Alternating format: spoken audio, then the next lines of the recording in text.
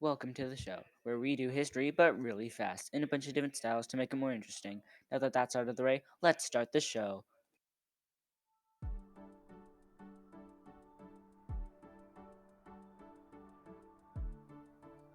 Hello and welcome to the show, where we look at history but really fast. Today's episode is about the Mexican Revolution.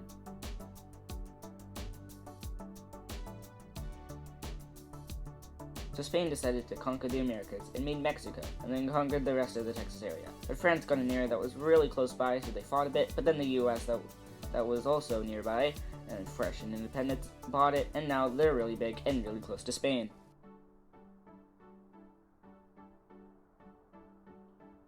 Well, one reason is because Spain stole a lot of money from the churches, which people did not like, and Father Hidalgo, who works in the churches, also did not like that. And so he started a revolution, which then was later killed for treason, which caused more people to revolt. Another reason is the US recently gained independence, which means they could have inspired them to also go independent.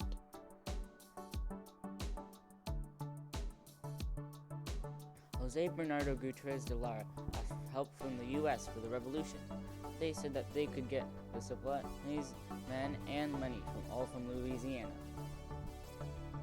There he got a bunch of soldiers to help him. Gutierrez and his crew of Tejanos, Native Americans, American filibusters, and Lieutenant Augustus McGee conquered Nacogdoches, and then went to Goliad. When the Spanish attacked him, McGee died, but then the Spanish gave up after 3 months.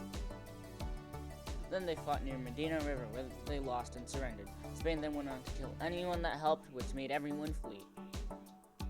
A filibuster named James Long gathered a bunch of rebels to take Texas, but that didn't go too well. They got a new leader named Agustin de Iturbide, who came up with a plan. It made sure Mexico was independent, everyone was equal, and it made sure of Mexicans being Catholic. The viceroy realized that the Spanish cause was lost, and so he signed the treaty with Iturbide. And they finally got independence. After Spain not really doing anything with Texas, Spain's culture is still part of what we now have today.